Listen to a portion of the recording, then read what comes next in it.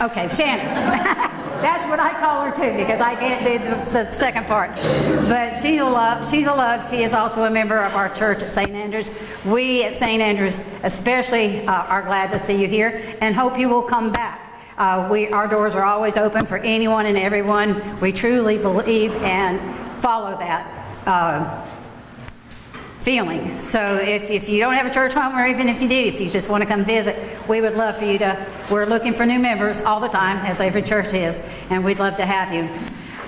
Shannon got a hold of she's on the vestry, serves on our vestry, and she called the diocese to make sure that this was in fact okay for us to meet here. And I felt in my heart that it was going to be okay, because that's just how Episcopalians do things. But we did get permission, and I was so excited to open our doors to all of you. So Shannon is going to give us a prayer. I know we've eaten, but we're going to let that go a little bit. But at any rate, Shannon, I'm turning it over to you. Anybody need anything? We have dessert up here too. Oh yes, and this is going to be super informal. So please get up, have seconds, thirds, dessert. Really, okay, I think we got it now. Okay. The back room is through these double doors to the left and then on the right. And seriously, this is going to be so informal. Do not hesitate to get up, move around, make noise, whatever. I'm Marilyn Marks. I'm the Executive Director of Coalition for Good Governance. And we are a nonpartisan, nonprofit organization. We're supposed to be doing election security and voter privacy work across the United States, but Georgia has grabbed 100% of our attention for the last 6 years. And so although I live in North Carolina, my brain, whatever is left of it, not much, lives in Georgia. And we're doing virtually all our work in Georgia. Why? Because Georgia has the weakest, most fragile, most insecure voting system in the United States. That's why our organization, with members as far away as California, and actually some in Europe, are focused on Georgia. And everybody knows Georgia is the swing state in 2024, right? So Georgia is a magnet for us. Thank you so much for hosting us. Tonight we're going to cover materials that relate to the Coffee County voting system breaches and the ripple effect that they have got across the United States. Centers here. Many of you have not heard much at all about this. Many of you have now heard some of this 3 times. Some of you who watch a lot of cable news have heard this 100 times because it is playing on national news. I have a friend who was in Europe last week saying Coffee County is on TV in Europe. But this seems to be a news desert here in terms of what actually happened here and what is the effect.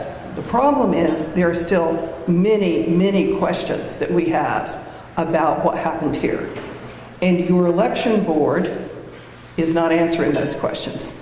And I will make Miss Ernestine Thomas Clark the exception to that. She's trying her best to get answers, but she's just won and hasn't been able to get the answer she's looking for. Okay, so we want to talk about how we get here and where are we going from here. Jot down questions because we're going to take some questions. Okay, let's start with the most recent news. Wendell Stone, chairman of the county election board, resigned on Monday.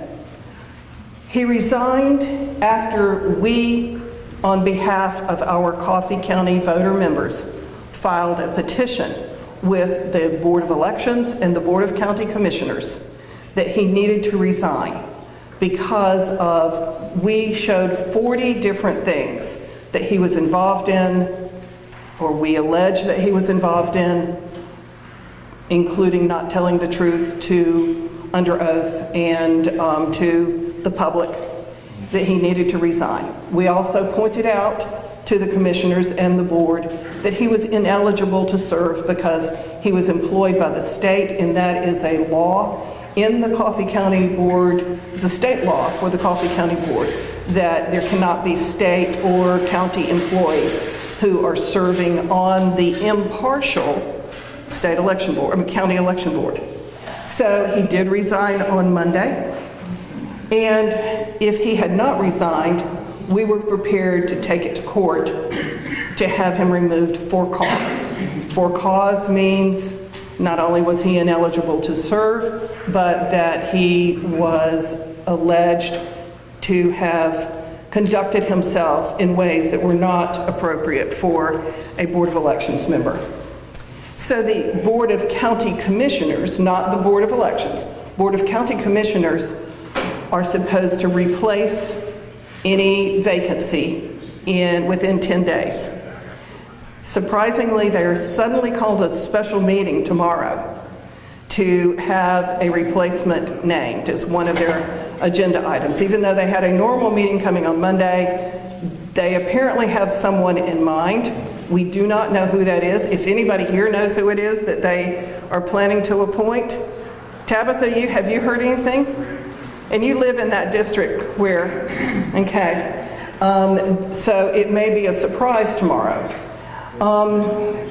So on the Board of Elections, where Ms. Ernestine serves, they have part of their bylaws say, I guess it was actually the law more than the bylaws, says if any 3 members ask for a special meeting should be called. Ms. Ernestine on Monday or Tuesday, as soon as she found out about the resignation, she asked that the board have a special meeting.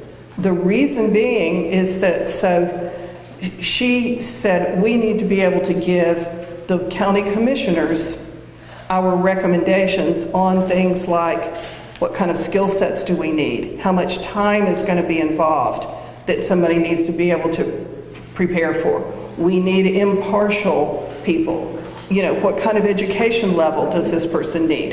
What other criteria does the board agree on that we want to ask the county commissioners to be sure to provide?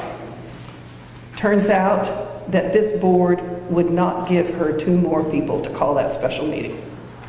They were just silent. They wouldn't go forward and call the special meeting.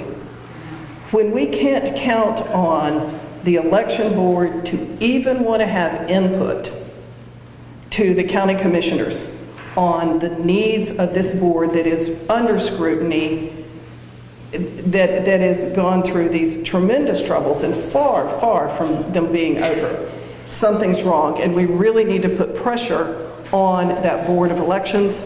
And that is part of what we want to talk about tonight, is the role of the citizens in overseeing their elections. Our founding fathers knew you can't trust the government to run elections. Government will always re-elect themselves if you just leave it to the government to run elections. Citizens must run their elections and must have full oversight. They must be fully transparent. And this board has done just the opposite for the last few years. So many of you know Jim Hudson, sitting in the back there. Wave, Jim. Okay, Jim is a retired county attorney, not Coffee County county attorney, lived here for years, and he has been extremely active. He's been coming to these Board of Elections meetings since May, when he learned of what had happened. And he has been pushing back on this board and using his skills as a county attorney, where he even had the responsibility for being an attorney for boards of elections. So he knew the stuff. And he has been asking for independent counsel to be hired to conduct an independent investigation. And Wendell Stone led the opposition to that. But the other board members have not gone along with the idea of an independent investigation either. Ms. Ernestine has been the only one to say, I want to make a motion for the independent investigation, independent counsel. She can't get a second. It's desperately needed. Anyway, so we have been collecting a petition to nominate Mr. Hudson as the appointee for this open slot. It appears that they've already found someone else, probably as quickly as they could. But we've got a petition here, and Catherine, will you make sure it's going to circulate? And what we will do is we will tonight, even though they have a board meeting at 9 in the morning, tonight we will get it to the county commissioners, and they can ignore it if they want to, just like the board ignored Ms. Ernestine's request for a special meeting. But at least we're on the record as saying we want somebody strong, we want somebody impartial, we want somebody who knows the law, we want somebody who's not afraid to stand up. So, going back to Wendell Stone, who was the board chair and who very much led the opposition to transparency. So, if some of you all know the NBC affiliate 11 Alive out of Atlanta. And there was a story that came out on Tuesday maybe, Wednesday? Okay, that they reported on Wendell Stone's resignation, which had happened on Monday. And they did some interviews of Wendell and others. And shockingly, even though we know a lot, there's a lot we don't know. This is something we don't know. You all know that the Georgia Bureau of Investigation, GBI, has been conducting, if you will, an investigation. Pretty superficial, it appears. But they've been conducting an investigation, and they were to interview board members of the Board of Elections. Turns out, Wendell Stone refused to interview with them. What does that say for the board chair? They were doing the investigation of the breaches. He refused to interview with them. And he says it was on advice of counsel. The county attorney said, no, don't interview. You're the board chair and you're not going to cooperate with the GBI? That doesn't sound right. That doesn't sound good at all. But the entire time, we, and particularly Jim Hudson, have been beating on this board to be transparent. Come on, tell us what happened. Look into it. Get an independent investigation. What has Wendell Stone been saying? Oh, no, we don't need to do that. The GBI is taking care of it. GBI is going to take care of it. We don't need to worry about that. At the same time, we find out he won't even give them any information and won't cooperate with them. So he wants us to wait to see what the GBI comes up with. Well, of course, they don't report back to the public anyway. They report to the Attorney General, and the Attorney General may or may not ever prosecute on it. So this is kind of how stinky things are. All right, so now that's kind of the most recent news. Now this is looking like old news last month when you all saw Fani Willis's indictments. And she indicted 19 people. And while there were, Scott Hall, Sidney Powell, Misty Hampton, Kathy Latham related their Coffee County allegations. They were indicted on Coffee County. You see all these ones that I have in a red frame there? All of those were not necessarily indicted on Coffee County, but they had at least a one-off relationship. They were involved in one way or another with Coffee County. And every one of them has a tangled web of a story that gets very interesting and that we'll all be able to watch as the trials take place over the next few months. And you know, Sidney Powell's issue, the one that they've indicted her on, is really only Coffee County. And that trial starts next month. They will start jury selection in late October. Okay, so what are the Coffee County breaches? What do you mean by Coffee County breaches? Well, there were 3 incidents in January 2021 where people came in and copied highly sensitive data. And we don't know the extent of everything they got. And Ms. Moore keeps asking me, and she is right to ask this question and demand an answer, did they get our personal voting data? We have a lot of information from our lawsuit that's not Coffee County related, but I'll come back and speak to that. We have a lot of information, but that's a piece of information. We don't have all of it. So we don't know. Our information says they tried to get the voter data and failed. But we only have a portion of what they got. Ms. Moore's question is right, and I hope that not only Ms. Moore, but the rest of this group will start demanding to know that of the county election board. They can find out. They can find out from the Secretary of State. They can find out from the state election board. They can find out from the AG. Because as Ms. Moore's making the point, our voters need to know if their personal data has been put out there on the internet by the bad actors. It's not fair to have happened and not let them know. So what we see here are pictures that happened in Misty Hampton's office in the server room that is by law off limits to anyone other than a full-time employee of the County Board of Elections. These two people live in Atlanta. They're forensic experts. Sidney Powell wrote them a $26,000 check to come down that day and copy the software. And that's what they're doing in that room. They copied all of the system software, all the memory cards, primarily from, it's not the election you think, not the 2020 election, but the U.S. Senate runoff. They came down on January 7th, the day right after the insurrection. But all in all, there were 8 days that breachers, I'm calling them, were in Coffee County. This is one of those days, and for those of you who watch CNN, this plays over and over on CNN. This is on January 7th, some interior video that was made that ends up showing these guys in the room. Interestingly, when we started requesting any security video that might have related to these breaches, we started requesting it in March of 2022, now a year and a half ago.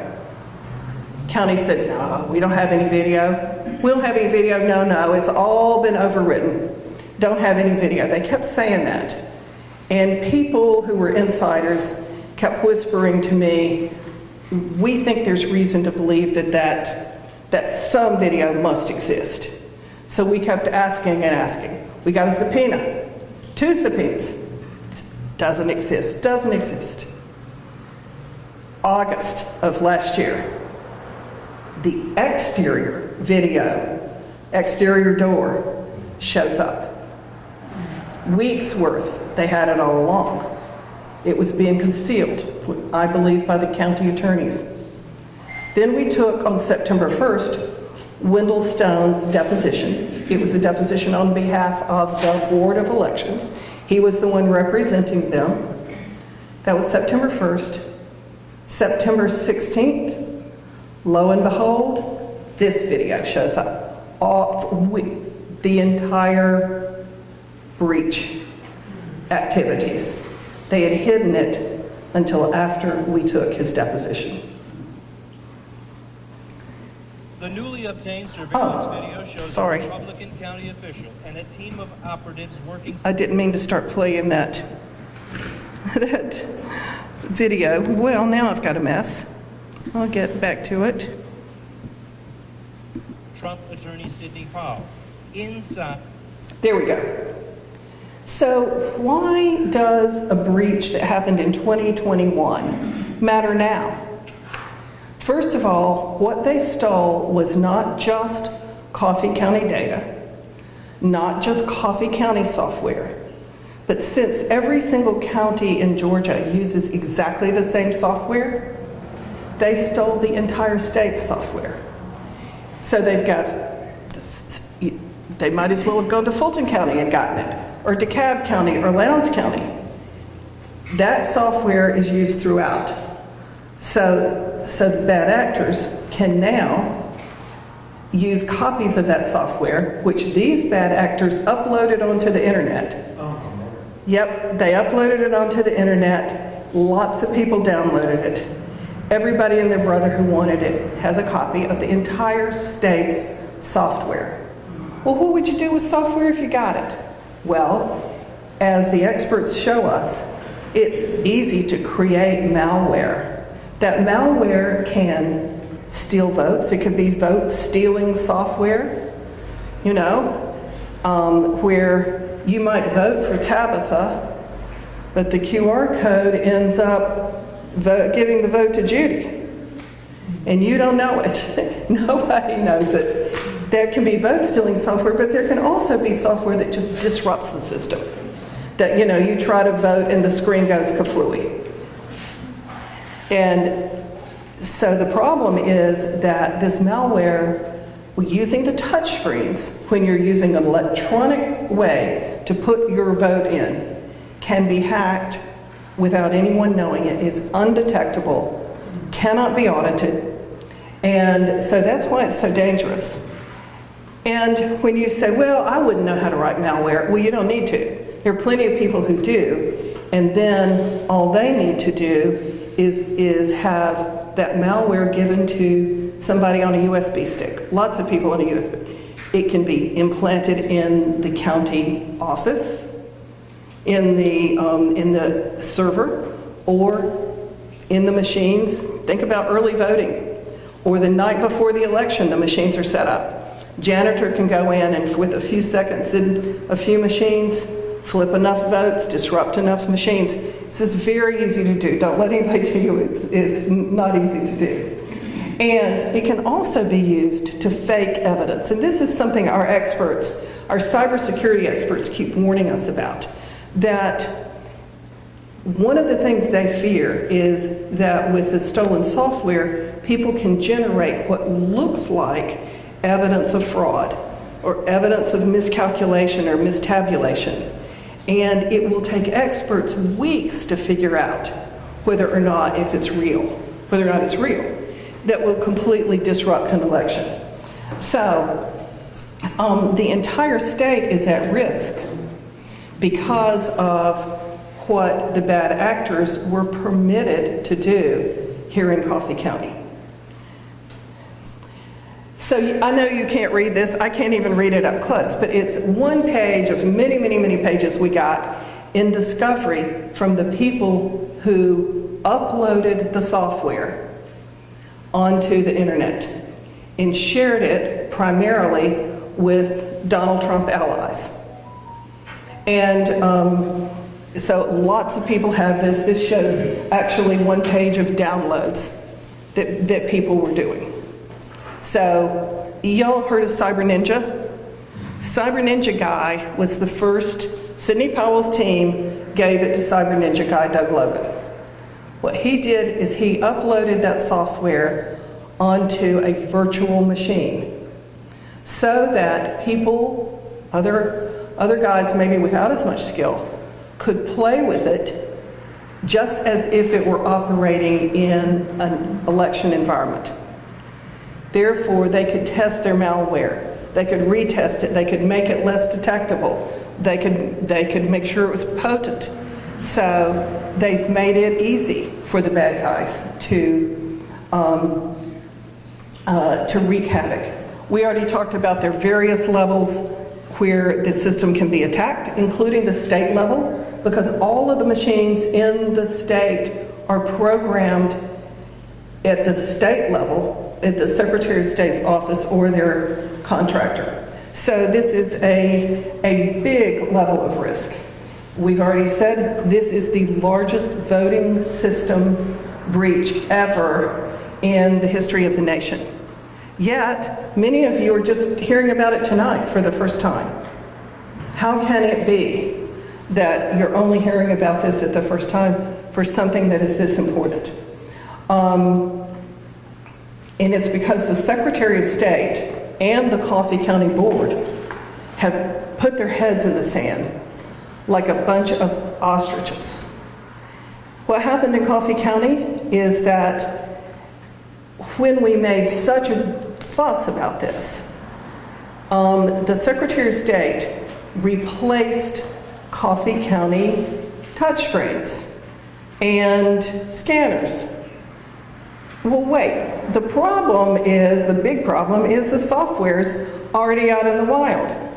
I mean, it's kind of like, let's say that someone steals your phone, gets all your personal data, your access numbers and everything to your bank, to your credit card companies. You call the bank and say, whoa, whoa, whoa, my system's been compromised. And they say, oh, we'll send you a new iPhone cover. You know, not even addressing what the core problem is. Even the federal judge in our case asked this election board and the Secretary of State not to stop at replacing a few machines and to at least replace the server. And they thumbed their nose at the federal judge and said, nope, we're just going to do it halfway. And this is the example of why citizens are going to have to be so alert and on top of the board all the time. Right, Ms. Ernstine? You need us breathing down your necks, right? Okay, so before I get to this, let me ask my colleague Jean Dufort, who has just been an incredible asset to all of this, to come up and talk a little bit about, before I go on and say how did all this happen, talk about, if I can find it, Jean. Sticks and stones. Yes, I know. I'll find it. But it's also in my pocket, so. No, I've got it right here. Oops. Yeah, get up and feel free to sticks and stones. Here we go. There you go. There we go. And let me turn on the... Marilyn, while you're looking for that, can I add that our local news has been negligent in giving us any information that you have just given us. I mean, this has been going on for a while, and they have not, other than Wendell's resignation the other day, they have not said anything about what's been going on. Oh, so did they cover Wendell's resignation? I didn't even see that. It was on Facebook. It was on... The Douglas, what's it called? Douglas Now. It was on Facebook. Okay, all right. I need to look that up and see what they said. Here you go. Because he didn't know that he couldn't be on the board and be in a state position. Who knew? Who knew? And he said that was a stupid rule too, if I got it, which is interesting to me because he was a well-respected educator in this community for a really long time, and I'm just imagining students saying to him, "Well, that's a stupid rule. I don't have to follow it." So, sticks and stones. What Wendell got wrong and what he got right. One of the things he also said in his statement was essentially Marilyn and her gang are just picking on me because they will do anything in pursuit of hand-marked paper ballots for the state of Georgia. So I'm going to take just a few, and in that part, he's wrong and he's right. We are certainly not picking on him because of that. He did enough wrong on his own, and that 40-page list. I mean, I hope to God I never have a 40-page list somebody can publish of all the things I did wrong. But what he got right is that we, Maryland, Coalition for Good Governance folks, and lots of people around the state are absolutely clear that the only path back, or one of the best paths back to restoring trust in our elections, is to do what most of America does, which is use a ballot marked by hand. So I'm here to give you just a little brief on why it is that we really believe in that. And if I can just figure out, there we go. Okay, so we're going to make the case for hand-marked paper ballots in just a few minutes. I won't take a lot of your time. 2/3 of America, in large jurisdictions and small jurisdictions, New York City, Chicago, lots of rural counties, 2/3 of America votes with hand-marked paper ballots for most voters.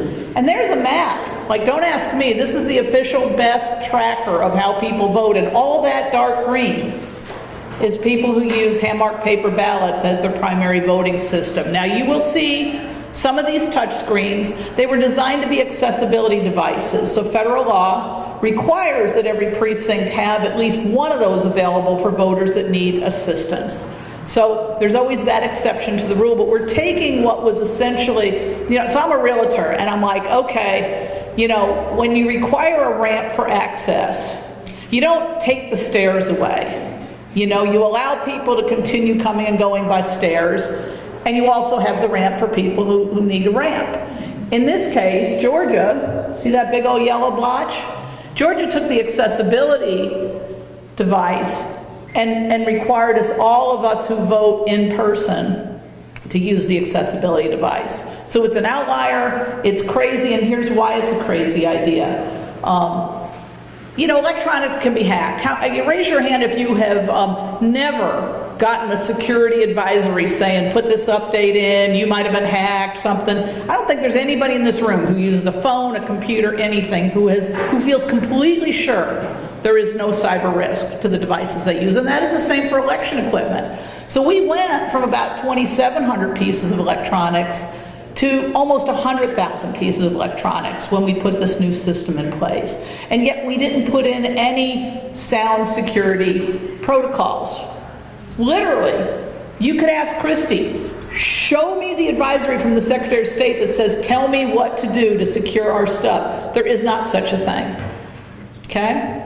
So we're not being very careful, number one. We're not practicing good stuff. Oh my gosh, when our experts got to look at the equipment, they were shocked at how old the updates were. The updates on sort of the core components of the system. So we're very vulnerable. We'll stipulate every electronic piece of equipment is vulnerable, but the attack on the ballot is the most vulnerable thing of all. And it's a really simple reason why. You can overcome everything if you know this is what the voter meant. If you have the ballot marked by the voter, no matter what else happens in the system, you can step back, gather up those ballots, and count them. Now, you need good protocols too. I'm sure some of you work in the election inspector or have in the past, as poll workers or poll watchers, but if you can keep track of your ballots and you can gather them up, no matter what happens, you can still recount those ballots by hand. But if you can't trust that the ballot is what the voters intended, it's over, right? How do you recreate the true intent of the voters if you can't trust that the ballot is a real thing? So we talked about that, and it's legal. So the Secretary of State will say voters have to check their ballots. Right? Voters have to check them. Voters should check them. We invest a good amount in shaming. Secretary of State just announced a possible mitigation that proposes we spend about $2 per voter every single year educating them about the need to check their ballots. Well, I tell you what, I was a pretty smart kid in high school and my memory was pretty good. Today, it's been a long time since high school, you can guess.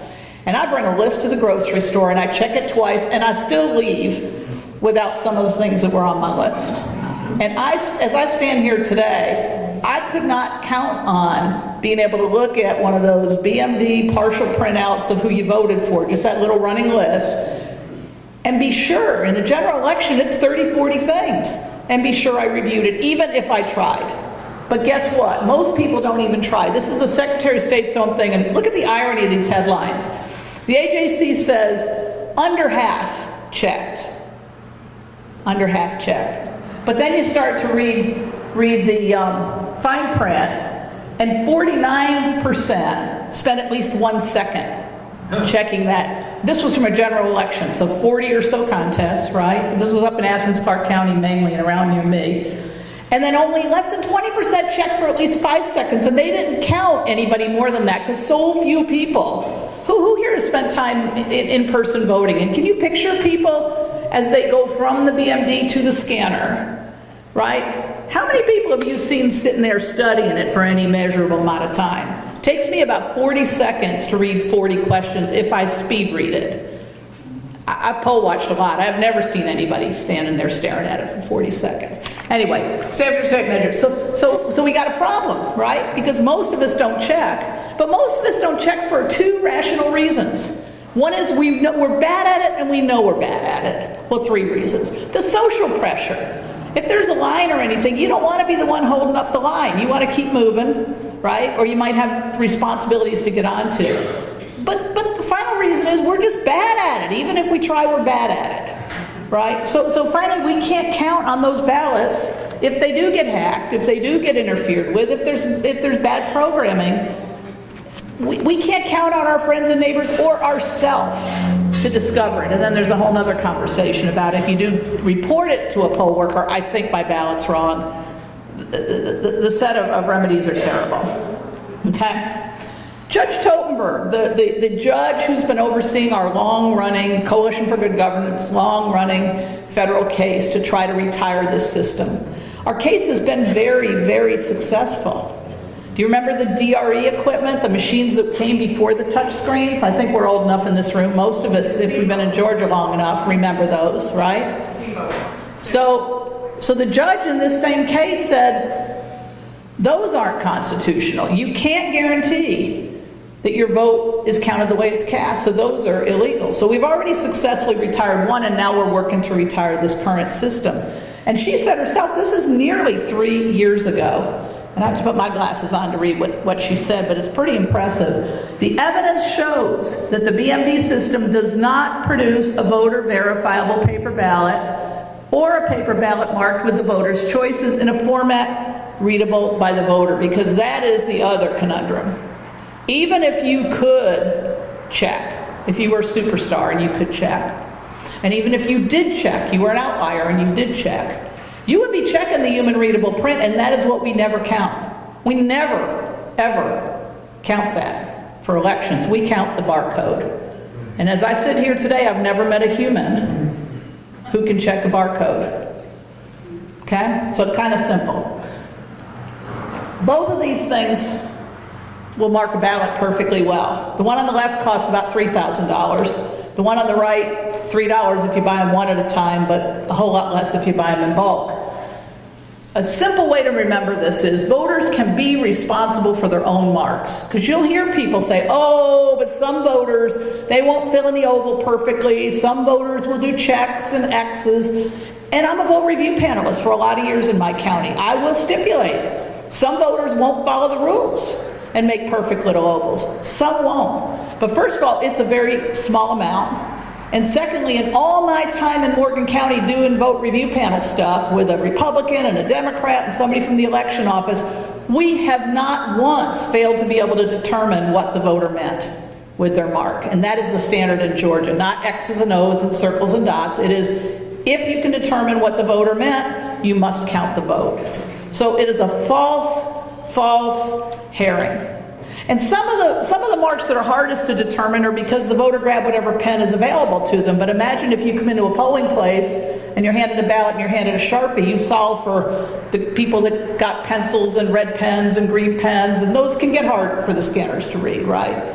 So you know, you can be responsible for you mark whatever. $3,000 on one side, $1 or $2 or $3 on the other. It is crazy. Local election costs have absolutely exploded in the time since the new system. This is, Marilyn, this isn't coming up. Okay. It might take us a while. You want to just tell what she said? Okay. This is a picture of Kathy Woolard, who's the former chair of the Fulton County Election Board, and she was just recently this spring testified before a federal panel about costs since from 2019 to 2022.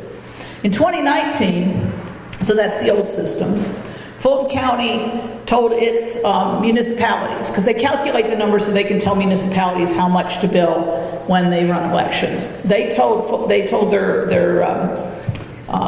municipalities that it was about $2.50 per vote, what their administration cost in the old system. Anybody want to guess what it costs per vote in Fulton County in 2022? And the only change is this new touchscreen system with its 100,000 pieces of electronics. Any votes? How many vote for like $5-ish? Okay. How about $7.50 3 times? Nope. Ding, ding, ding, $10 is the winning answer. 4 times. Per voter. Who's making 4 times in 2022 what they made in 2019? With the cost of housing skyrocketing, whose house is worth 4 times in 2022 compared to 2019? Nothing. It is the stupidest thing ever, and the only variable is buying these $3,000 machines to do what a dollar pen will do. All right. But guess what? There's more. We haven't quit spending money. Because of the Coffee County breach, and because of the Alex Halderman report that detailed some specific vulnerabilities, which the cybersecurity, CISA, the cybersecurity and whatever. It is our highest federal office in charge of protecting our valuable infrastructure, CISA. They looked at Alex Halderman's report and said he's absolutely right. Those vulnerabilities are real. And then, of course, what happened in Coffee County threw gasoline on the fire of the vulnerability, right? So some people, in fact, mainly Republicans, in fact, it's ironic because my former state senator, current Lieutenant Governor Burt Jones, my personal favorite fake elector, led this charge saying, you got to do something about it. It's insecure. You got to do something about it. What are you going to do about it, Mr. Raffensperger? So he came back and told him just recently, last week, that it would cost about $32,500,000 and maybe they could begin to address it, but only after the presidential election. And only a little bit. And only a little bit. It wouldn't solve all the problems. So like we have this money pit. To begin with, back when we picked this system, we spent 4 times what we would have had to if we just picked hand-marked paper ballots. Now our county operations are costing 4 times what they used to cost. And guess what? It's still vulnerable, so maybe if we spend another $30 or $40 million, we might begin to address it. So I call it the money pit. And so that is, in essence, why we say hand-marked paper ballots just make sense. And Judy, thank you, Jean. I appreciate it. And she's the person who really understands the cost. Judy, you, before I go, we lost Judy for a moment, didn't we? Oh, there you are. Okay, yeah, come make your announcement, and then I will go back to my work.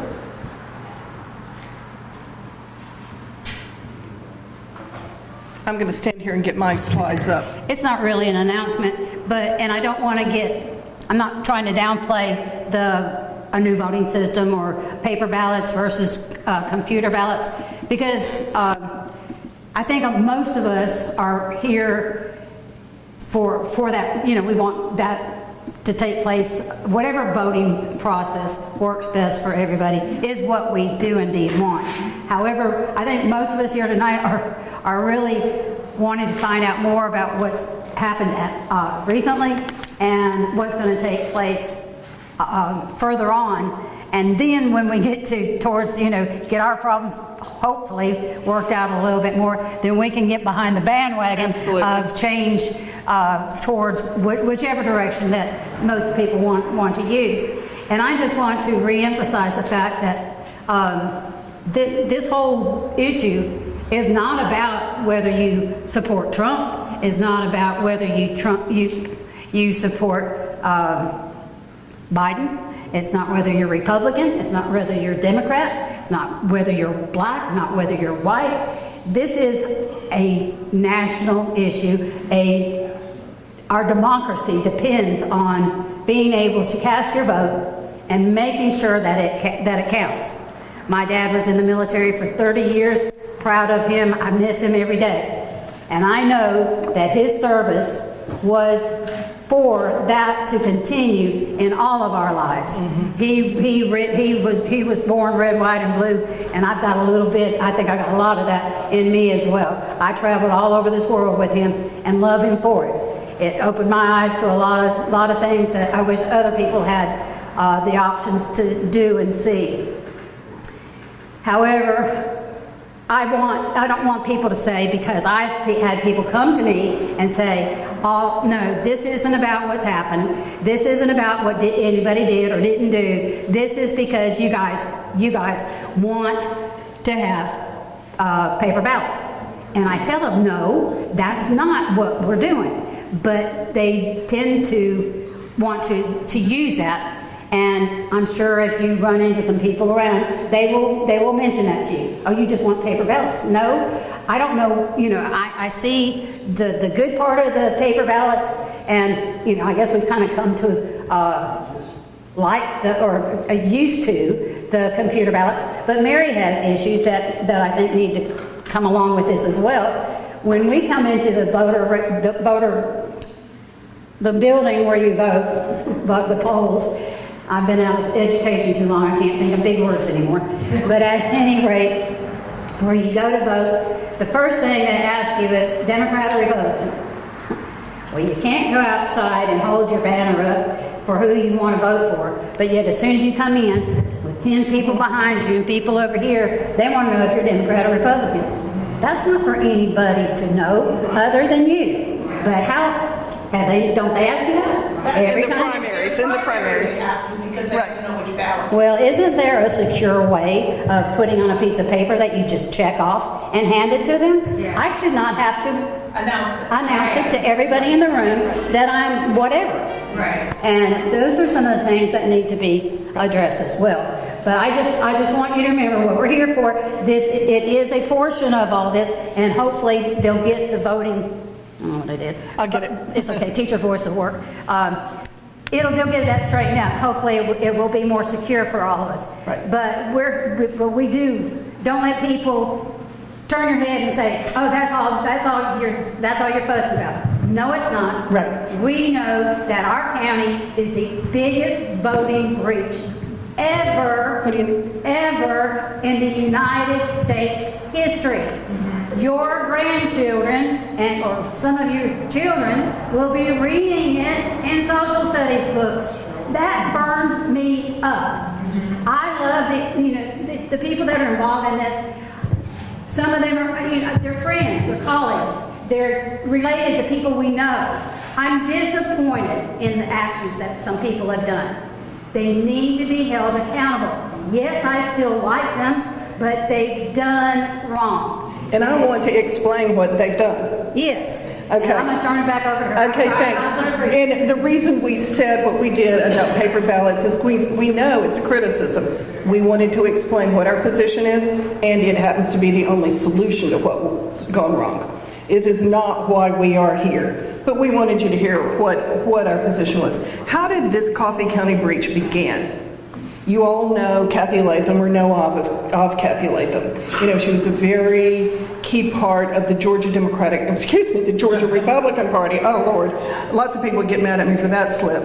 But she was flown up to Washington, stayed at the Willard Hotel in the 16th, 17th, 18th time frame of December. And she was there with Giuliani and Senator Bill Ligon and met all these bad actors. Willard Hotel is where they had the war room to try to overturn the election. She was up there with them. Some of you all are probably hearing now about Cassidy Hutchinson's book, who's just out on the book tour. And you remember when she testified and said, there was the unhinged meeting at the White House. That was December the 18th. Kathy had just left from there conferring with all those people. Well, what happened at that unhinged meeting was that they started talking about seizing the voting machines. They started talking about stealing the software and having people voluntarily inside the offices give them access so they could steal the software. They talked to Trump about it in the Oval Office at that unhinged meeting. They had a draft executive order that was prepared for Trump to sign.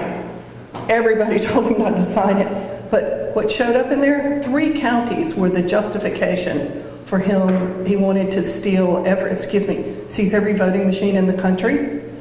What showed up in there as the justification? Coffee County, Georgia. They didn't just think of Coffee County because that's the first name that comes to anybody's mind. Kathy clearly must have told them. And the next thing you know, you all know Eric Cheney, and he was collaborating with Kathy on December the 31st. Now remember, we just talked about December the 18th was the unhinged meeting. December the 31st, he text messages Misty and said, "Did you get that letter sent?" And she says, "No, I'm going to finish it tomorrow." Now remember, this is December the 31st. He sends her Preston Halliburton's email address, who was one of the attorneys we just saw who was up at the Willard Hotel. And she says, "I resent it." He says, "Thanks." This is right on the verge of January the 1st. On January the 1st, what happens is that one of the people who was involved in the breach, who you saw, sends a text message to her allies and says, that one of her allies says, "Just landed back in DC with the mayor, being Mayor Giuliani. We've just been given a written invitation." Misty wrote that written invitation at Eric's request. We've not found that written invitation yet. We know it exists for lots of reasons. We know it exists. It will show up in Fonnie Willis's trials. And then they began to talk about they're getting into Coffee County, and they began to plan the date. And then, sure enough, they show up January 7th. They copy everything as we say. There they are copying stuff in the room that is off limits. The second breach happens in the 18th and 19th of January when Cyber Ninja guy, Doug Logan, he and his colleague are standing right there in Misty's office. They're there for 2 days, totally unauthorized. They get to access all these machines. Then Jeffrey Lindbergh comes back for a week. He's in Misty's office. What we know he did, because we've taken his deposition, she let him change the times, the dates, all sorts of settings, scanner settings and stuff on the EMS, the election management system software. And so it had permanent changes in it. Also, when these people did that, they also changed data on the original server. There are so many things details to go into, but Gina, I'm just going to go ahead and tell this real quick. Okay, what I'm going to show you is on January the 26th, Jeffrey Lindbergh, the guy we just saw with the beard, is in Misty's office.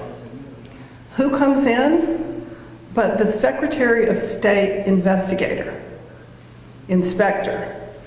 He comes in. We have this in fast motion. I hope you can see it, what happens. Okay, that's Lindbergh coming in. He goes in, he makes his way into Misty's office. There's the investigator. Here comes the investigator. We slow it down a little bit, talking to Misty. And she must be thinking, uh-oh, here's the breacher in my office standing right behind me, and these two are going to meet up. So she takes him into her office. Who comes scooting out but Jeffrey Lindbergh? The investigator runs into him in Misty's office while he has access to all these machines. He scrambles around, watching the rest of this, and I'll send it to anybody who wants to watch the whole thing, is fascinating, because both of them scramble out of there, and then the investigator apparently doesn't document a thing, pretends that it didn't happen. Yes, Secretary of State's investigator pretends it didn't happen. And we have a text message from Jeffrey Lindbergh that very afternoon, writing his colleagues saying, oops, guys, we got to get on the phone right now. My schedule has changed. Things have changed here. We got to talk. We don't know what they said, but I can imagine it was something like, I got to get out of here. Okay. Then Fast forward to February 24th, 2021. So we see that Misty says she's going to go to the Rotary Club and speak to the Rotary Club. And Matt McCullough, one of the board members, says, whoa, Tony Rowell had mentioned that had mentioned to us discussing any conversations about elections with him first. We have another new lawsuit and the possibility of another after that. So we'd prefer you check with him on any speaking engagements and reviews. And he says, I think it's a good idea to check with him. She says, I didn't know anything about any new lawsuit. Eric Cheney says, with all that's going on, you need to lay low. Well, what's going on? What's this new lawsuit? Who's threatening to sue? Probably somebody that found out about the breach. Except Board of Elections is being completely mum. They will not tell the public what this was about. The county attorneys are denying that this was real. Yet, they will not say, now that should be public business, right? If somebody is about to sue your county or has sued your county, it should be public business. Then they have a closed door session the very next day. The Board of Elections does. What do they say they're going into closed door session for? Threatened litigation or employee discipline. You're not supposed to go into the closed door session unless you have something in writing that is a real lawsuit or a real threat. Suddenly, everybody has amnesia. They don't have any idea why they had this meeting. This is the day they fired Misty. The other thing we know about this is that there were 3 county commissioners there at the closed door meeting of the Board of Elections. They had no business being at a closed door meeting, a quorum of them. They are now they first said, none of us were there. No, didn't happen, we weren't there. And we have plenty of eyewitnesses who saw 3 of them. Now they're saying, well, just 2 of us were there. You know, it's like, are you going to believe us or your lying eyes? There were 3 members of the Board of Commissioners there who sat in on this. They're lying about whether they were there. Why would they do that? So after the breaches happen on the 24th, they get the special meeting called. Y'all know the My Pillow guy, Mike Lindell? Did you all know he flew down here in the middle of the night before Misty was fired? Pillow guy. The Pillow guy. The Pillow guy's attorney called Misty the night before she was about to be fired. Clearly the word was out. And within 24 hours, late that night on a Tuesday night, Mike Lindell flies his private jet down here for about 3 hours. I figured it was the nightlife down here that got it. That got him down here. Why would he be here 3 or 4 hours in the middle of the night? So we said they met in closed door session, and then in May, Misty's successor says that he finds the Cyber Ninja's business card, the computer. He forwards it to the Secretary of State, suggests an investigation.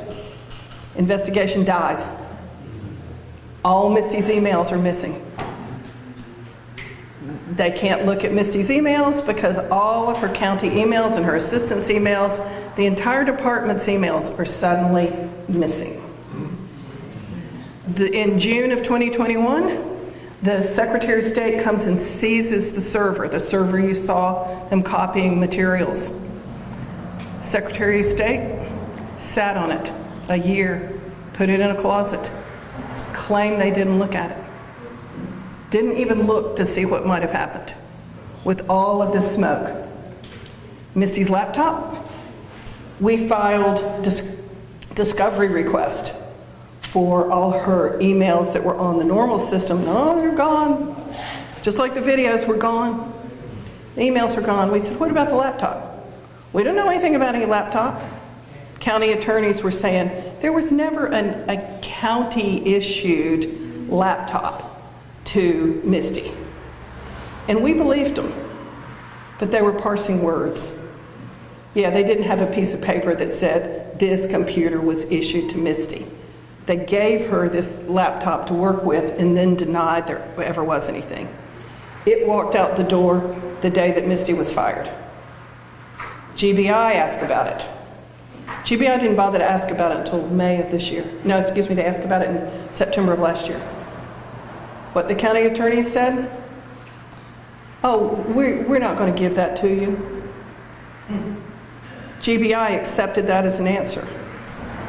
And we're not going to give you the laptop. Then they came back May of this year, said, we want that laptop. County attorney said, we don't know anything about any laptop. You can have a laptop from Fred Flintstone era that we've still got around here, but we don't know anything about that laptop. We're not getting the whole truth. And the Board of Elections is not demanding it. Okay. So Jim, I was going to call on you a while ago. Do you mind saying a word or two about the kind of advice, from your experience as a county attorney, the kind of advice that the board is getting from their county attorneys? Let me just bring this over to you. And the conflicts of interest area.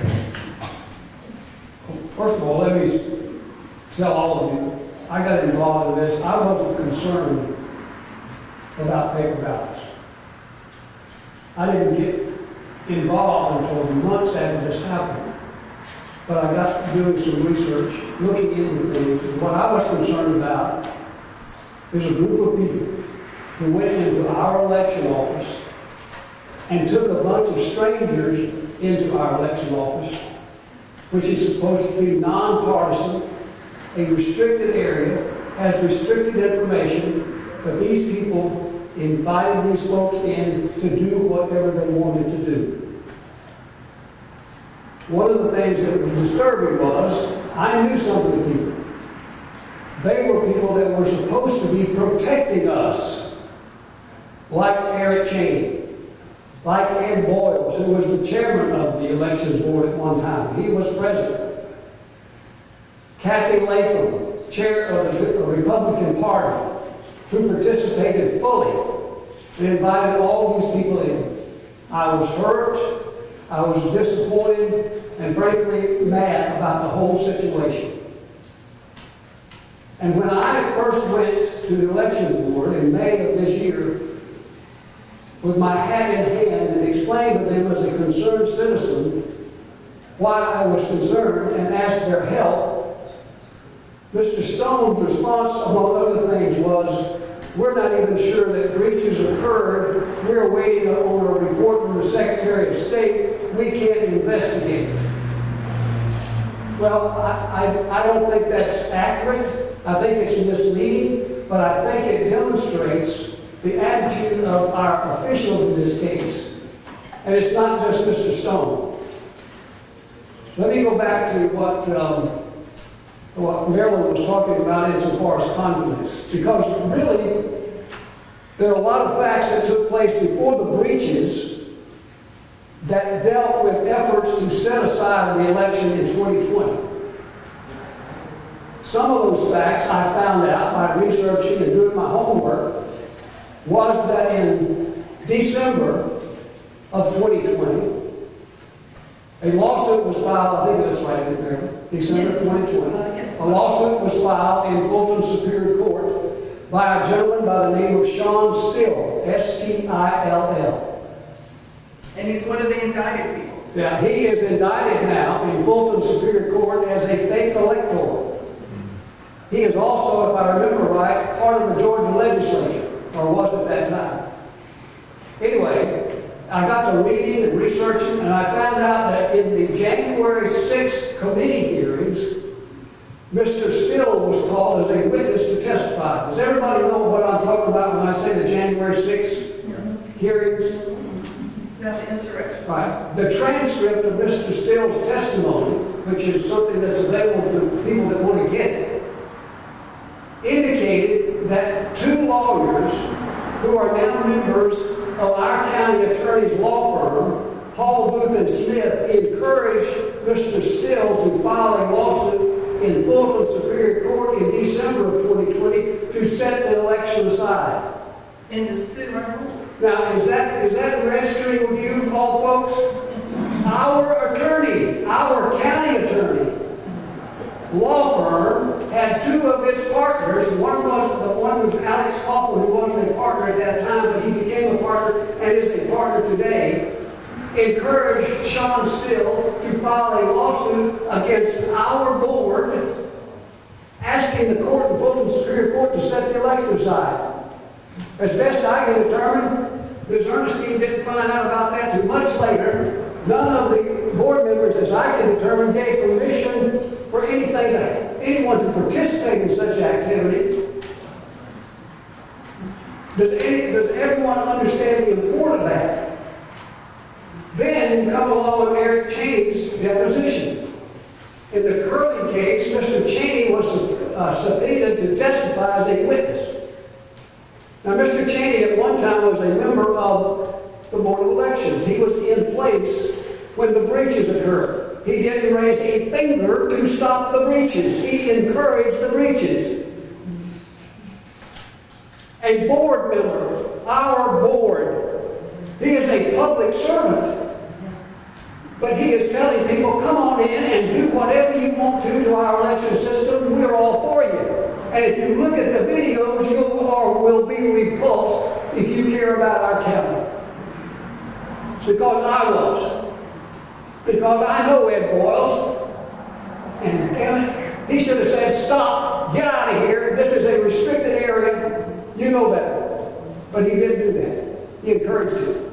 So did Eric Cheney. So when they got into the situation involving the lawsuit, the Curley lawsuit, they subpoenaed Eric Cheney to testify as a witness. Well, I hope it surprises you to learn that our county attorney was his lawyer. Now let that sink in.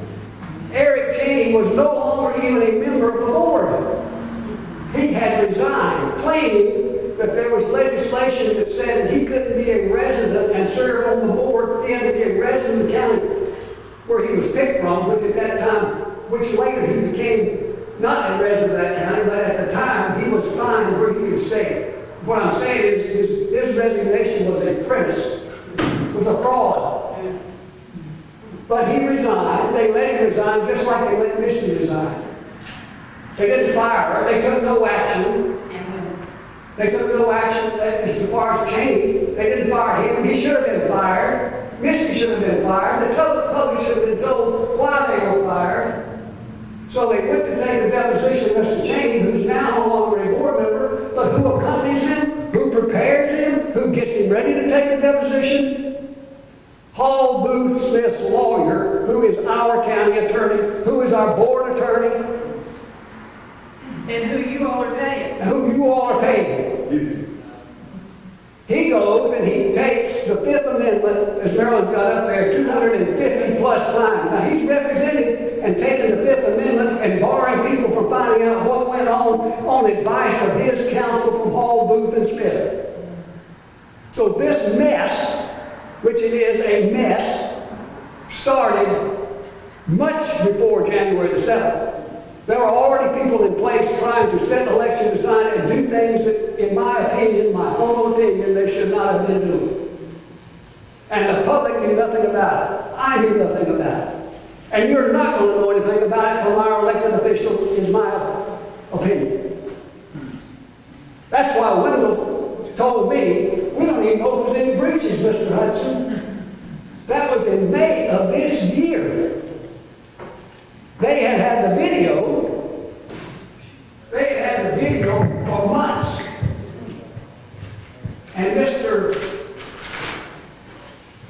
Stone, on May the 2nd, 2022, received an email from Emma Brown of the Washington Post. Mr. Stone was informed, as you probably are aware, Georgia businessman Scott Hall was recorded saying that he arranged for people to go to Coffee County to help investigate the 2020 election results. Pretty plain.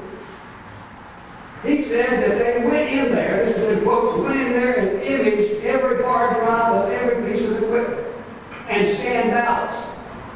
He also said we basically had the entire elections committee there, and they said, we give you permission, go for it. The question she asked is, were you present when Scott Hall and other non-county employees came to the elections department to investigate the election results and their copy voting equipment? Did you give your permission? If so, why? Who did he tell? Did Wendell go right to the county attorney and tell him? If so, why did the county attorney inform the board? Because Ernestine don't know one thing about this. This is just one thing. This is just one little piece of evidence of the mess they've got us in and humiliating the citizens of this county. Most citizens don't even know it. This mess is on TV from coast to coast, and it's in newspapers from the LA Times to the Miami Herald, to the Washington Post, to the Atlanta Journal, everywhere except in Douglas, Georgia. I was by the Douglas Enterprise and took a package a while back telling her, or whoever's running that show now, telling her what it was all about. I never heard a word. I've notified Robert Preston repeatedly about this mess. I've informed the boards, both the Board of Elections and the Board of Commissioners, and Marilyn can testify on this. I've sent them all kinds of copies of newspaper articles, sent them packages of materials, hand-delivered stuff to them, and they ignore it. All I have ever asked for as a citizen in this county is for them to be transparent and tell the truth and tell us what happened, why it happened, what can we do to correct the problems immediately, and what do we need to do in the future to never allow this kind of mess to happen again. I am sick and tired of people outside of this county telling me, Jim, they called you crooked coffee. And you know it's true too because every one of you've heard it. It's embarrassing, it's humiliating, and it's hurtful. I've dedicated my life, most of my mature adult longer life, here in this part of Georgia. Because I'm like this world. My dad was in the military. He always said, Jim, one of these days we're going to go back home to the good people in Georgia and live. And I moved to Coffee County because I know there are good people here. But what these government officials, the boards have done to us is a shame, it's disgusting, and it should be repulsive to every citizen in this county, and it ought to be a demand by all of us for transparency. That's what we're asking for. What's so bad about telling the dadgum truth? What's so offensive about that? But you ask them. Go to a meeting and try to ask a question. The first of all, I asked an independent counsel to be appointed. They wouldn't do that because they don't want people to find out what happened. It's too expensive. Hogwash. They didn't even know what it was going to cost. That's just another excuse. GBI is investigating. That has nothing to do with it. I've represented many people in my life over the years. The GBI was involved. I always conducted my own investigation. And I'm not bragging. Many times it was better than the GBI. Because they have a lot on their plate. So that's just putting you off. What I ask you to do, first of all, let me thank St. Andrews for allowing us to be here tonight. Yes. And for hosting us. I am so grateful because it's been lonely. And it's lonely to go to the board meeting and be the only one that has anything to say about this mess. You're not alone. So I encourage you, tell your neighbors, spread the word. This is not a sprint. This is a marathon. And when we get done tonight, and this next week, I'm going to be preparing a petition to submit to the State Election Board, filing an official complaint. It may take months, but we're in this for the long haul. And I don't care who they put on that board tomorrow. I hope he's a good man or a good woman. But we need to insist that on transparency. Where does it stop? You know, they by their actions, they are telling our fellow citizens and our neighbors in our neighboring counties the type of people we are. And I don't want to be what they are. We are better. We have good people in this county. We can be. Yes, and I love all of you, and I hope that you will come to the meetings and get their attention, because that's the only way you're going to get their attention. I hope you'll continue to participate.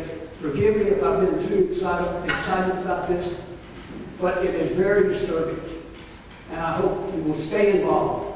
And thank you again for just being present. Thank you, Jim. I mean, he's right. Y'all got to go look these board members in the eye and be there and demand, or they're going to keep doing what they are doing. And if those others have been complicit, then they need to be removed as well. And when I say this, it's to also say, if you take a look at that board, it's made up of white Republican men, mostly. Without our Miss Ernestine. Ernestine, thank goodness. And hopefully, we'd love for them to be nominating Mr. Jim on there. That's a long shot, but it's not impossible. We have requested that. We've signed. Tomorrow morning. Tomorrow morning, they're having a special meeting. So if you haven't signed the petition to nominate Jim, please sign it, because we'll send it to them tonight. But those questions need to be asked of them. They do. And yes, Jim. And Please come to the board election meeting Tuesday. exactly. That was going to be my next point. And stare the board members down and ask them, why didn't you even you couldn't even make a special meeting when you were requested to tell the county commissioners what you need on this board? I wanted to just share a few more things with you about when we got Eric Cheney under oath. This would have been in early September or very late August. This is what the attorneys asked him. Are you testifying that you did not facilitate access to the elections office on January 7th for individuals to access the voting equipment? Fifth Amendment. That was Eric's answer. Are you aware of anyone having compromised the EMS server in Coffee County? Fifth Amendment. Have to get a little closer here. He says, I don't, he had told the Washington Post, I don't know Scott Hall. To my knowledge, I'm not aware, nor was I present at the Coffee County Board of Elections when anyone illegally accessed the server or the room is contained. He was sitting right there. And he says, and the attorney says, everything you wrote in that sentence was a lie, right? Fifth Amendment. He then says, is it your position that when Scott Hall and the others came in and accessed the voting equipment in Coffee County, that it was legal? Fifth Amendment. Do you dispute that it was illegal? Fifth Amendment. Did the board authorize that? Fifth Amendment. Did you authorize that? Fifth Amendment. Did Ms. Hampton authorize that? Fifth Amendment. He says, so in the days leading up to January 7th, you reached out to Misty Hampton and asked if she'd be willing to work with folks to get access to the voting equipment in her elections office, right? Fifth Amendment. This went on and on. He asked about Kathy Latham. Did she help organize this? Fifth Amendment. You and Ms. Latham worked together to organize this, correct? Fifth Amendment. On the morning of January 7th, you were aware that Scott Hall and the others were coming in to organize this access. Fifth Amendment. So what Jim was pointing out, you all were paying for a county attorney to tell him when to take the Fifth Amendment, hiding the information from the public. Then what we know is that when the GBI wanted to interview Wendell Stone, your county attorney said, no, don't cooperate. So what's going on here? You all are going to have to demand way more accountability, and it's going to require showing up and demanding that the board start opening up the materials. And as one of you or more of you said, if anybody else was involved in this or was aware of it and did nothing about it, they need to follow Wendell Stone out the door. So, one of the questions that I get from you guys a lot, can we as citizens file lawsuits? You can. We have a lawsuit pending about the voting system. It's not about Coffee County. And I will tell you, we are looking to see what we can do to get maybe additional smaller lawsuits directed at Coffee County. Quite frankly, there are many bases on which to sue the board. However, it is an enormous bill. As Jim could tell you, unless we can find pro bono counsel, you're talking about hundreds of thousands of dollars, probably $750,000. You may be talking about 7 figures. So it takes a lot to find a law firm that is willing to kind of put that money in. We're looking for the opportunity. There are several bases on which we can sue the board to at least get to the truth. We can't sue them to put them in jail.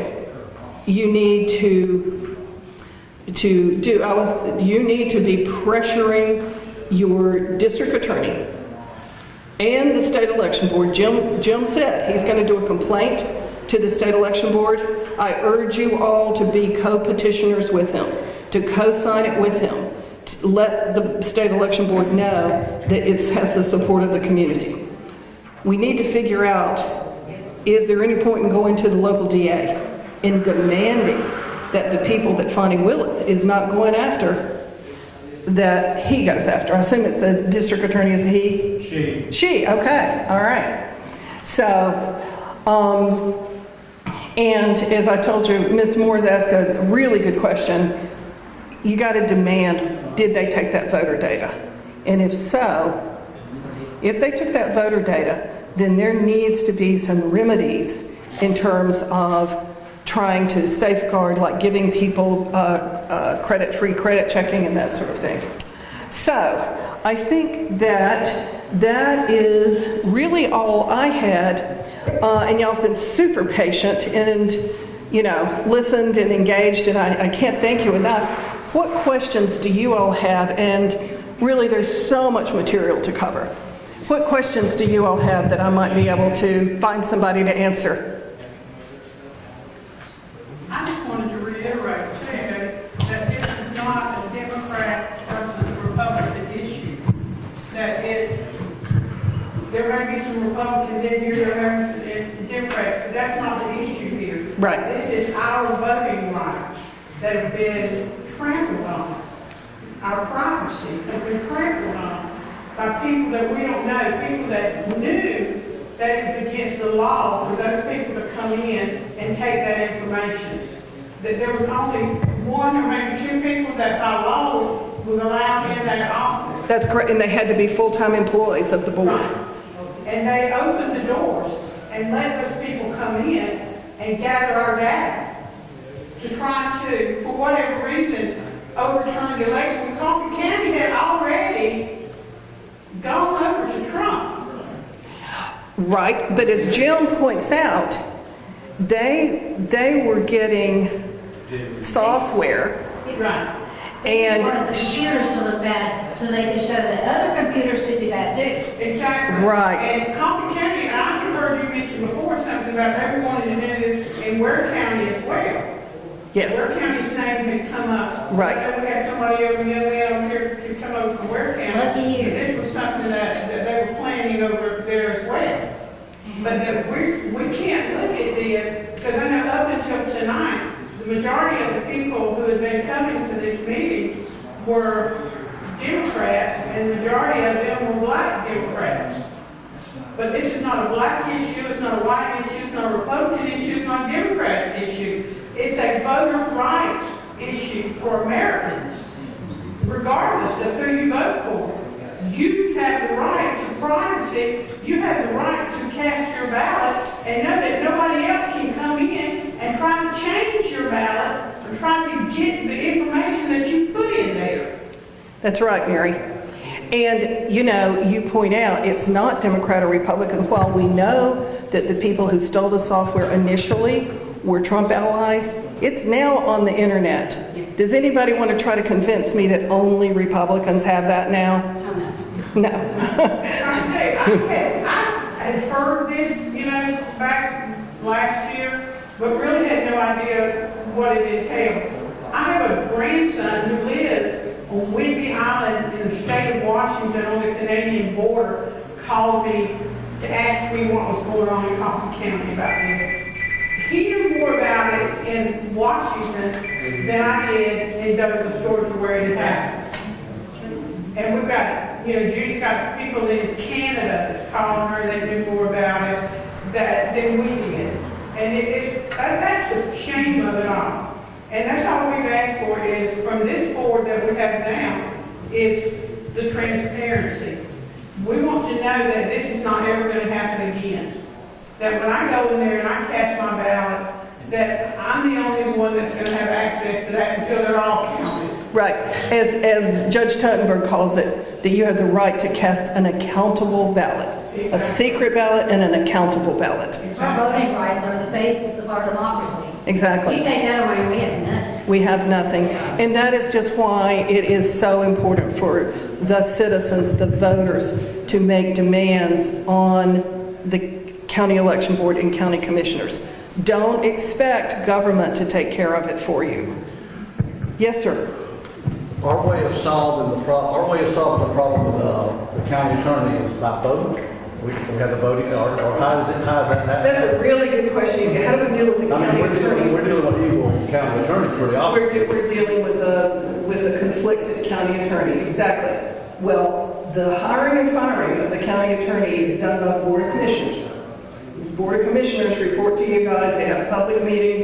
You can go in there and say, you can write them letters. You can go to their meeting. They'll have one Monday. They're having a special one tomorrow. I don't know whether they have public comment on the agenda tomorrow. They'll have it on the agenda on Monday. 9:30, I guess, is their normal meeting. 9. Anyway, it's on the website. But you can say, we need to have county attorneys. We don't want to be paying these bills for conflicted attorneys. And you would ask about. Yes, I wanted to know if you could explain the situation with the lawyers. The situation with the lawyers, that the lawyer that is representing the Board of Electors. The new guy, Ben Perkins. So what happened was that, see, Hall Booth Smith, as Jim said, was a big firm, by the way, big firm with like over 400 attorneys. And they're based in Atlanta, but they have an office in Tipton that serves here. They had been longtime county attorneys, Board of Election attorneys. When we started creating so much fuss about some of the things they had done, rather than going to the Board of Elections and say, you all might need to get new counsel because your counsel's conflicted, what did they do? The county manager goes and hires Ben Perkins out of a different firm and plops him down on the Board of Elections and said, here's your new attorney, without the Board of Elections even approving it, asking for it. They should have certainly asked for a new attorney, but they said, oh, you two are married now. Never mind that you've never met each other or agreed. And when Miss Ernestine raised it several times saying, wait a minute, we haven't approved this, nobody would back her. Nobody would back her. That's why you all need to go to these board meetings, so that when people like Miss Ernestine raise these questions, things don't die. And so they're paying Ben Perkins, I think the first 2 months, they paid him $15,000, I believe. I have no idea what he's made now, but yes, they're paying him a lot of money. At the same time, they are also involving the old county attorneys as well. It's a mess. And what Jim has been asking for is independent attorneys to do an investigation, even if it costs money, but we don't know that it needs to. Is in his proposal, it said, let's see if we can get pro bono firms to come in, or public law firm to come in and help do independent investigation. But as I say, Ms. Ernestine's been the only vote for that. All of you all have a representative on the election board. Your district, wherever you live, say in your county commissioner district, you've got a representative. Go to that representative and make demands. That's the only way we're going to get anywhere. So the person that's going to take Wendell's place has to be from Randall's district. It has to be from District 5, and it just so happens that Jim lives there, Tabitha lives there, and, oh yeah, Larry, I didn't know you lived there. Oh, okay, I thought you lived in town. No, I guess I knew that. I didn't know you lived in 5, but okay. So, yes, the person has to be from 5, but then the board will elect its new chair. When it gets, the Board of Commissioners doesn't pick the chair. Anybody else have anything? Catherine, yes, sir. Mr. Attorney. I just wanted to ask a question about the information that you presented in the slides. I mean, I think that everyone who is here and heard the information that you presented has a much better understanding of the problem and the scope. That's what really, I felt like I was pretty informed when I walked into this meeting about what all happened, and I realized I don't even know the surface of it. And this is just the surface, by the way. Well, but this is so much deeper than what's publicly reported, right? I guess a lot of your information must have come from that pending lawsuit. Our lawsuit, Right. Curling versus Ravensburger, Right. the judge gave us some discovery rights. Right. So my question to you is there a way that the information in these slides can be shared publicly on the internet somehow? It can be shareable? Because Yes. I think that for the people, I mean, we need these people in the room to share it, but it needs to be so much, there needs to be so much sunshine on this Yes. that they can't turn away from looking at it. Yes, so if any of you want a copy of these slides, and I'll just email it to you in PDF form, send me a text message to 704-292-9802. Also, Johnny will, 704-292-9802. 704-292-9802. And if you just tell me if you want, you'll need to send me your email address so that I can email the copy to you. Also, I will put you on our newsletter. We've got a coffee newsletter that goes out. And there is a Coffee Voter Facebook page. Is that what it's called? Coffee Voter what? And yeah, she'll know what it is. I'm not a Facebook person. And everything we do is posted there, including Johnny has been filming every meeting that we've had. He'll film tomorrow morning at the county commissioners. He will film the Board of Elections on Tuesday. And so we are trying to make it public. We just don't have much of an audience yet. But I think you can help us. People are on Facebook in particular, spread it.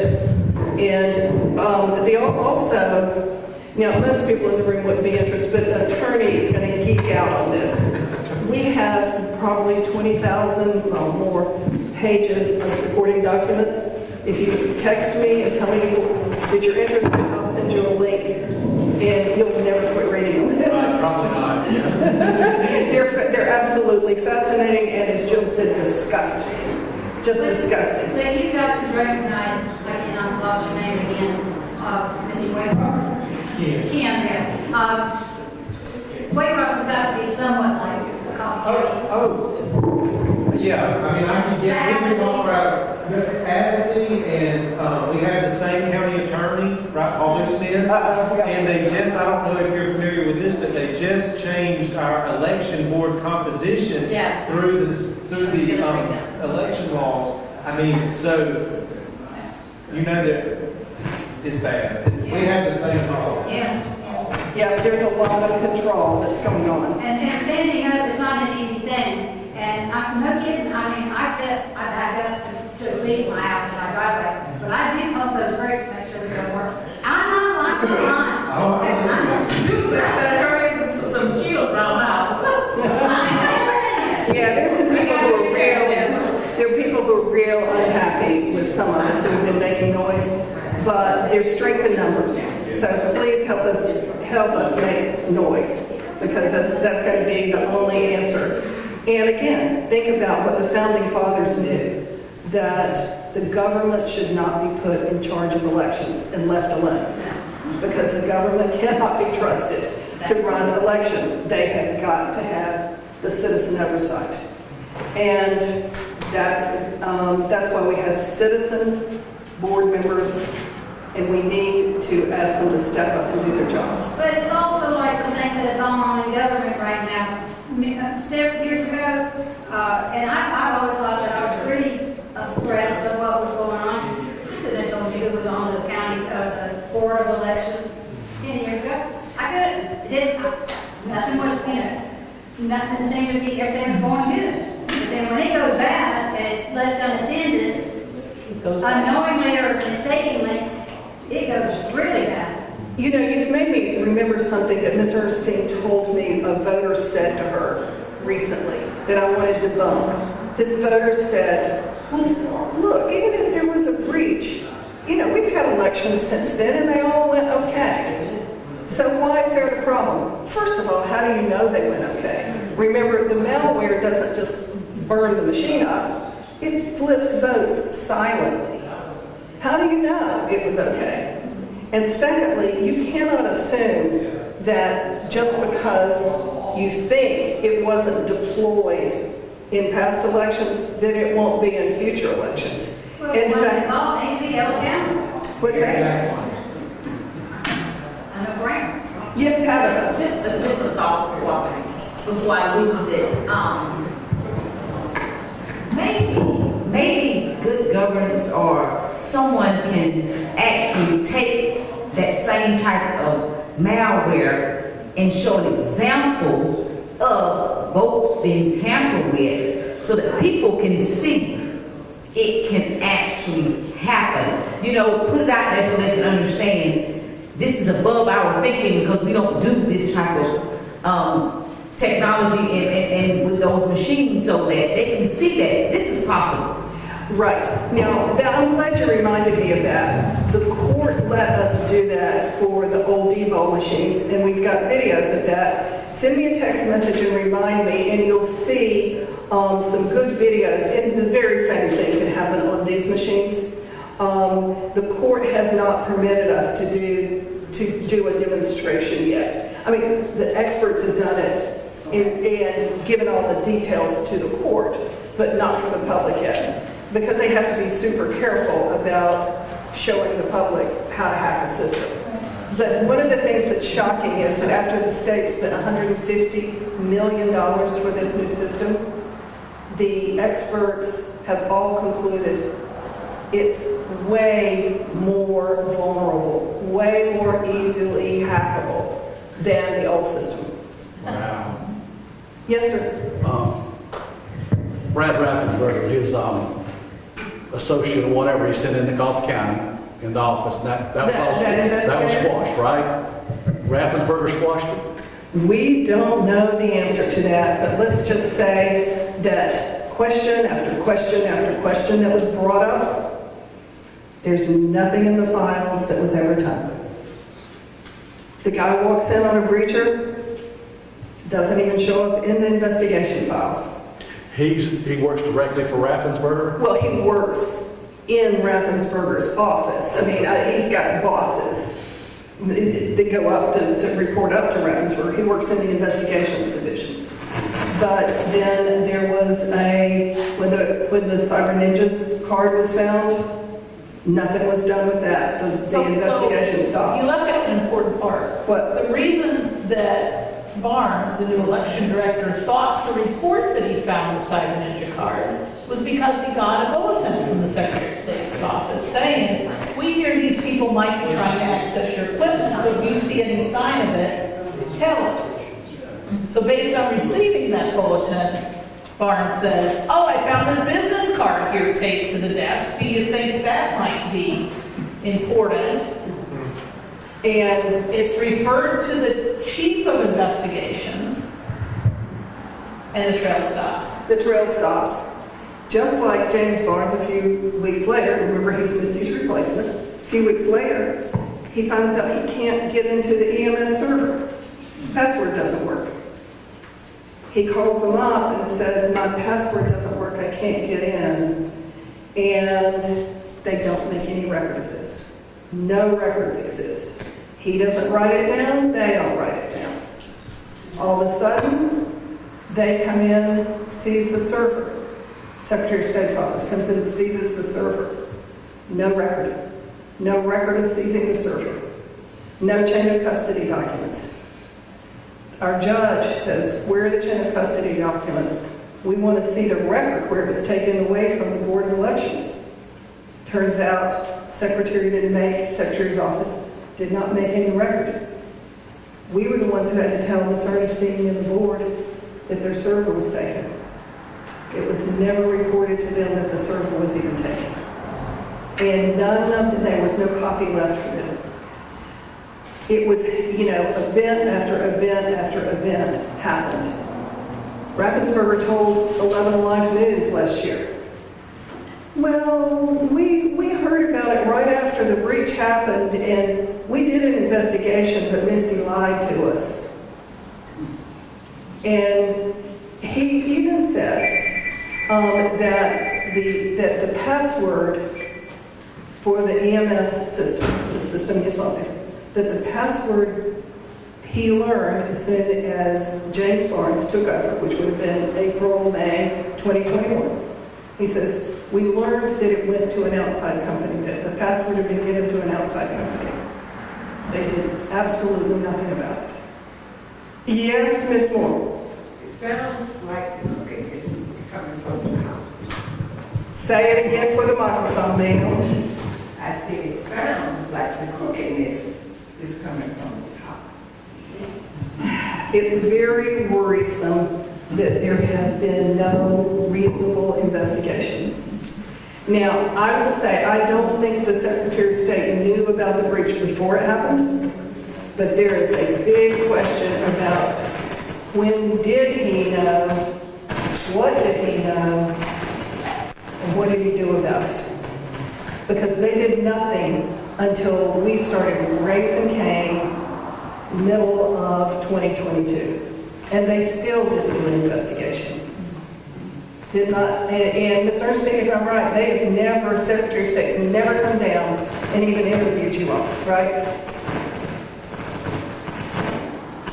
I don't know what's happening with that, other than it's probably telling us it's time to go. And anybody who needs to go, feel free. Anybody who wants to hang out and ask more questions, I'm happy to. Catherine, you want to say something? I just want to make a quick announcement. We have the 2 petitions and sign-in sheet here, and I just want to make sure that everybody's signed in.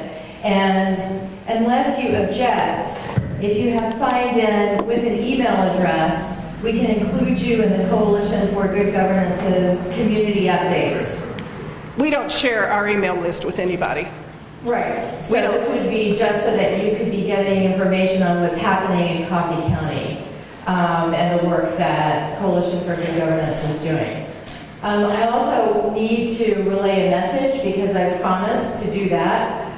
Commissioner Cooley, who wanted to be with us tonight, is on city business in Jekyll Island, and so she's not able to join us. But she is thrilled that this meeting is taking place. And I want to also acknowledge some people in the room who have worked tirelessly. My name is Catherine Grant. I am with Safe to Thrive. I'm also done an incredible job.